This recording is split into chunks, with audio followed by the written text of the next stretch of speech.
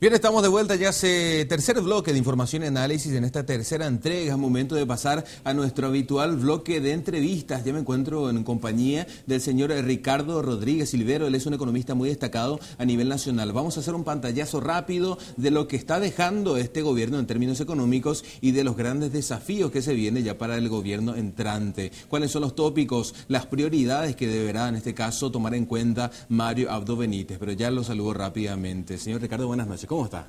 Buenas noches, David. Es un gusto estar con ustedes. A la audiencia también. Buenas noches.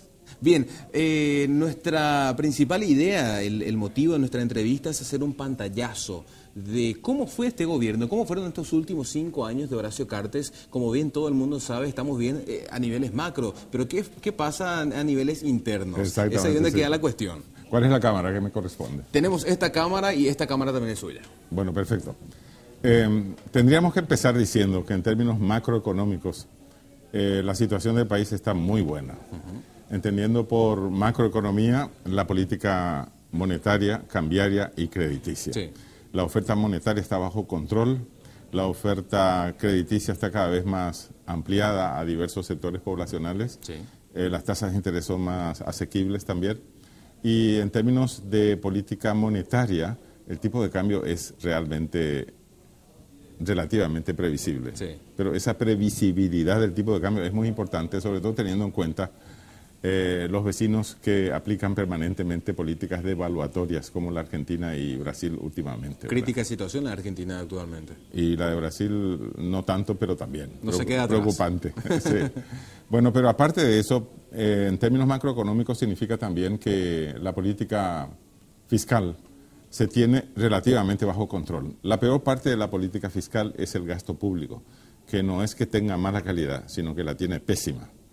Porque ahí están embolsados todos los granujas de corrupción al más alto nivel. Pero hay gente que estafa permanentemente al Estado y que no solamente no se la combate, sino que se les premia. O sea, cuanto más roban, parecen que son más próceres. Increíble es. Pero aparte de ese problema con el gasto público, el otro problema en el gasto público también es que no se contrata a la gente por su mérito o por su capacidad o por su trayectoria, sino porque es operador político o porque es amigo o porque es amante o porque está entre los parientes más cercanos. Es decir, estamos muy lejos de tener meritocracia. No obstante, lo importante de destacar es que la parte de las inversiones está bastante bien y que si uno junta ingresos públicos versus egresos públicos, los saldos rojos están increíblemente por debajo del tope establecido por la ley de disciplina fiscal, que es como decir una garantía para la capacidad de administración de todo lo que es el sector público, sí. ¿Verdad? Así que podríamos decir que la política fiscal es relativamente buena. Sí. Pero si dejamos de lado la macroeconomía y vamos a la microeconomía, el comportamiento es mediocre, el del gobierno saliente, ¿verdad? Porque realmente esa multitud de microemprendedores rurales y de microempresarios urbanos, por ejemplo, está literalmente abandonada a su suerte. A pesar de que es la inmensa mayoría del aparato de producción, sí, del país, ellos sufren bajo escasez bajo escasez de tecnología, casi no la tienen. O sea, pero tampoco pueden llegar a ellos la asistencia técnica porque no es lo suficiente lo que ofrece el gobierno. Y las necesidades de crédito que tienen, que son créditos pequeñitos, ¿verdad? Sí. Así de 3 a 5 millones de guaraníes. Básico. Basiquísimo, ¿no? Tampoco pueden tener acceso a ese tipo de créditos. Es decir, la microeconomía está solo regular. Y llama la atención también que no se le preste la suficiente atención, a pesar de que todo el mundo dice desde toda la vida ya que hay que apoyar a las microempresas y a los microemprendimientos rurales porque allí está la masa. Aparte forman parte de un gran porcentaje de nuestro PIB. No, por supuesto. Así que desgraciadamente podemos decir que la microeconomía tuvo un comportamiento mediocre. Y hay que decirlo con todas las letras. ¿Por qué no se produce el efecto derrame, el tan cuestionado efecto derrame? Porque el modelo de desarrollo es excluyente, o sea, se concentra en la parte superior de la pirámide demográfica. Los estratos superiores sacan el mayor provecho del crecimiento desigual que tenemos. Pero si dejamos de lado también la microeconomía, que ya es preocupante, Sí. La cuestión social es tanto o más preocupante porque no se ha podido reducir sustancialmente la miseria, entendiendo por miseria a la gente que no tiene para comer diariamente. Sí. O sea, es impresionante tener que decir que son 400.000 las personas más o menos que están con problemas diarios de alimentación. No hablemos ya de comida o de escuela o de salud o de techo. ¿Esto ¿verdad? entra en el margen de pobreza o pobreza extrema? Eso es pobreza extrema, por eso hablo de miseria, ¿verdad? Sí. Y como somos 7 millones de paraguayos, sí, hablar de que son 400.000 las personas que están en la pobreza extrema es realmente lamentable.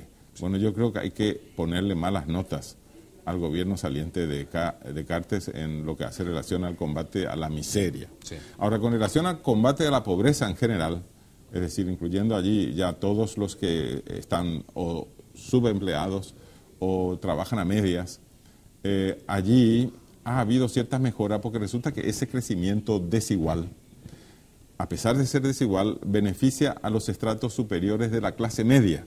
Es decir, que hay algunos componentes de la clase media que han podido subir, quitar rédito también de esto, con movilidad social vertical ascendente, sí, a posiciones superiores, pero muchos de ellos se han encontrado con la sorpresa en las posiciones superiores de que allí no pueden enfrentar exitosamente el costo que es muy alto, tanto de la educación para sus hijos como de la salud para toda la familia. Totalmente. Es decir, suben, mejoran su posición, pero no tienen los suficientes ingresos monetarios para hacer frente a esos costos de salud y de educación. Y muebles mismos. Y claro, todo lo que sea hogar también. Sí.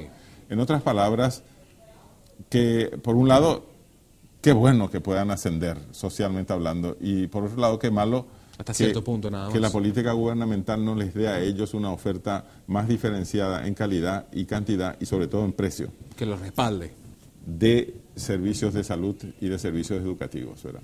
Es decir, la cuestión social es, así como se le puede aplazar a Cartes por no haber combatido con éxito la miseria, hay que darle otra vez puntos a favor porque el resto de la pobreza ha podido mejorar su posición en algunos aspectos. Sí. Es decir, lo que se podría decir es que la situación social está en posición regular, digamos, ¿no? Pero realmente donde merece ser aplazado el gobierno de Cartes, el gobierno saliente, es en todo lo que tiene que ver con cuestiones ambientales, ¿verdad? El país literalmente se ha vuelto uno de los peores países depredadores de bosques en el mundo. Ahora nos ponen al lado de países que son realmente criminales echando bosques abajo. Y nosotros ya estamos entre los primeros 3 peores del mundo. Y es que hay que señalar eso con precisión a la teleaudiencia. Así como ya no existen prácticamente bosques nativos en la parte este de la región oriental, eso está pasando ahora también con esa parte boscosa, que es una franja de aproximadamente 100 kilómetros paralelos al río Paraguay que van hacia el norte, digamos, ¿no? Sí.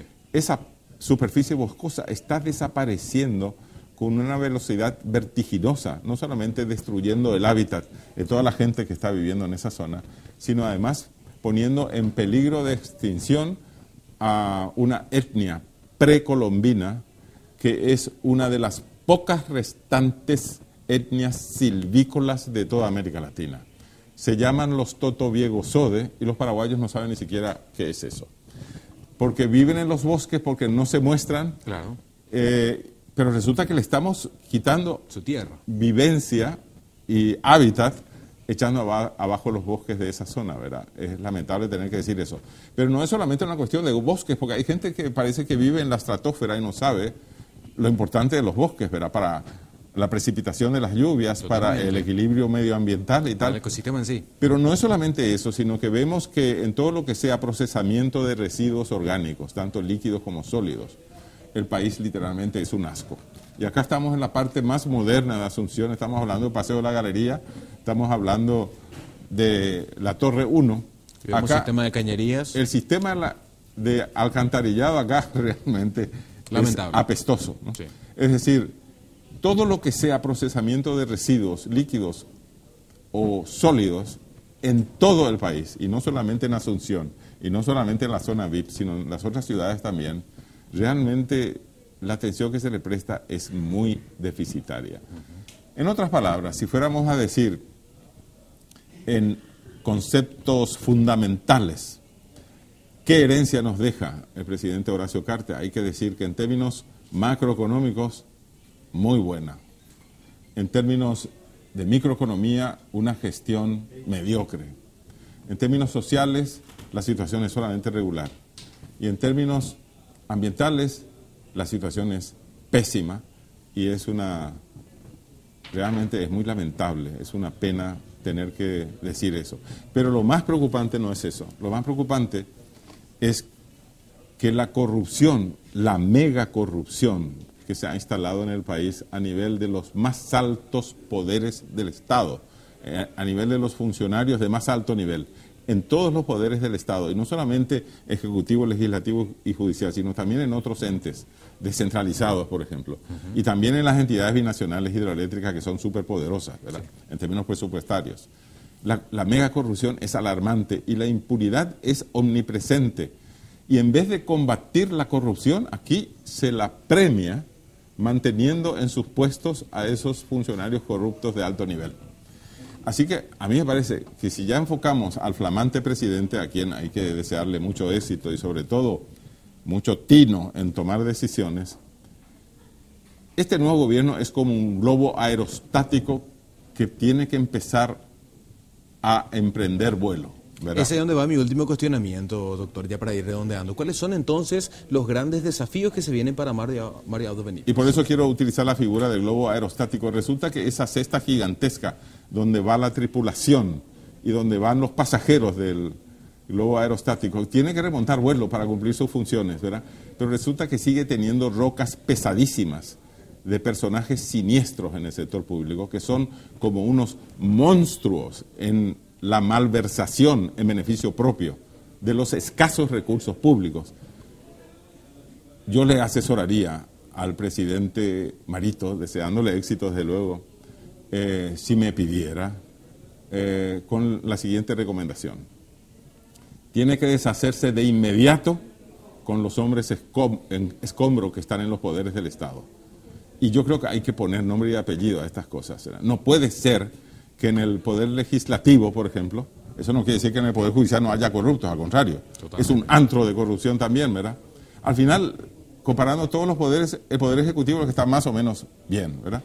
Pero hay 10 congresistas de altísimo nivel que tienen causas abiertas, pendientes de resolución en la justicia paraguaya. ¿Cómo es posible que permanezcan en sus puestos? Y no solamente que permanezcan en sus puestos, sino que les están premiando por robar al país, ¿verdad?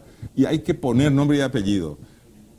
Marito tiene que deshacerse cuanto antes de González Daer, de Oviedo Mato, de Víctor Bogado, y no quisiera empezar a nombrar a todos porque realmente la lista es casi interminable. Y estamos hablando solamente de poder legislativo.